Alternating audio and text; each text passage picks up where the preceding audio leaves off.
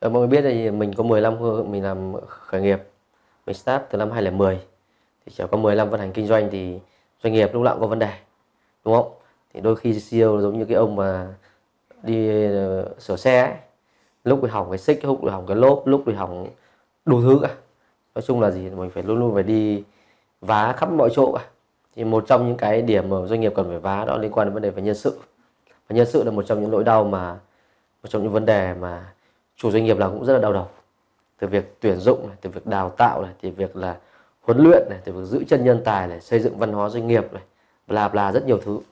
Thì nhân sự mình chắc chắn đó là một trong nỗi đau lớn nhất của các doanh nghiệp. Trong cái vấn đề tuyển dụng thì tất cả các doanh nghiệp đều tập trung vào cái vấn đề là tuyển sale này, tuyển marketing này. Đây là đấy là những cái mà những cái gọi là nhóm nhân sự mà cạnh tranh khốc liệt trên thị trường. Đặc biệt là tuyển sale, sale trong ngành bất động sản, sale trong ngân hàng, sale trong giáo dục, sale trong ngành tài chính. Nói chung là đây là một cái mảng gọi là cạnh tranh khốc liệt, một trong những chiến trường về tuyển dụng. Thì đa số thì mình nhìn thấy là gì, có những doanh nghiệp tuyển dụng tốt và có những doanh nghiệp tuyển không tốt. Thì mình đặt ra câu hỏi là tại sao có những doanh nghiệp mà tuyển dụng hiệu quả, tại sao có doanh nghiệp tuyển dụng không hiệu quả, tuyển mãi không được người, số lượng CV về ít và chất lượng CV thì thấp. Thì mình xin chia sẻ cái điểm khác biệt ở đây là gì. Những cái doanh nghiệp mà tuyển dụng không hiệu quả thì họ có tư duy như sau.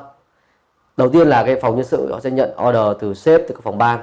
Sau đó họ sẽ viết cái bản mô tả công việc, họ xây khung năng lực, sau họ đăng tuyển ở trên các kênh, đúng không? Họ đưa lên các site và đăng tuyển các kênh.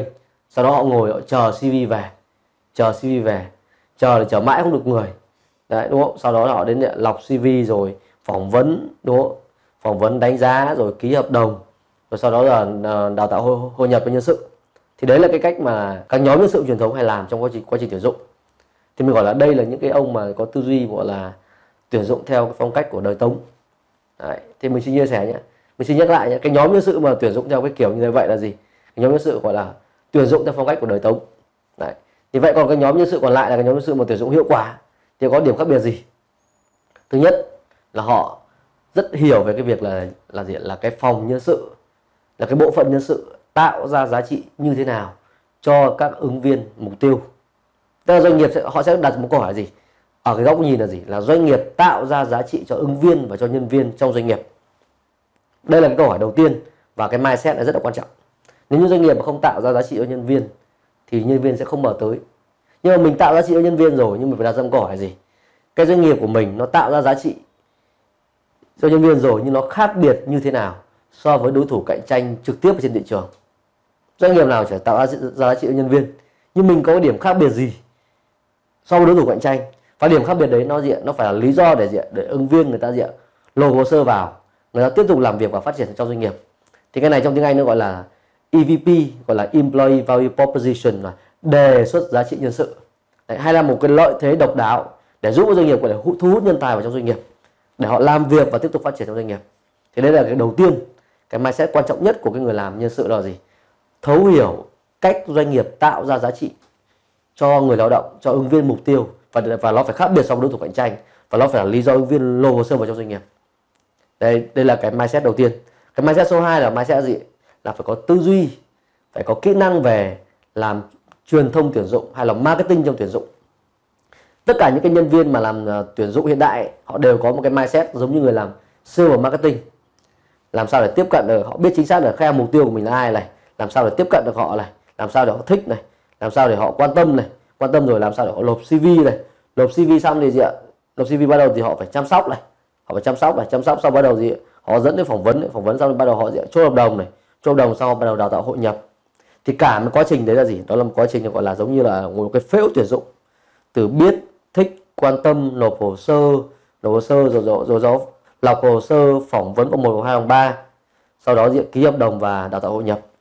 Và họ cũng quan tâm đến cái yếu tố số 3 nữa là yếu tố gì? Ngoài yếu tố về marketing tuyển dụng thì họ quan tâm yếu tố số 3, yếu tố rất quan trọng, đó là hành trình trải nghiệm ứng viên. Hành trình trải nghiệm ứng viên đó là gì? Tất cả các điểm chạm của ứng viên từ online đến offline nó phải tốt. Bởi vì mình biết rằng là gì? Tất cả ứng viên bây giờ là những ứng viên trẻ, họ sử dụng công nghệ rất là tốt. Họ lên những hội nhóm này, họ lên Google này, họ search review về doanh nghiệp này, họ tìm hiểu về là người lãnh đạo là ai này, họ tìm hiểu về sứ mệnh giá trị cốt lõi doanh nghiệp là gì này, rồi họ tìm hiểu là gì, những nhân viên đã làm ở đấy họ đánh giá gì với doanh nghiệp này. Đấy, rồi rất nhiều thứ, rồi kể về sản phẩm nữa. Đấy, thì cái hành trình trải nghiệm ứng viên từ online cho offline rất là quan trọng.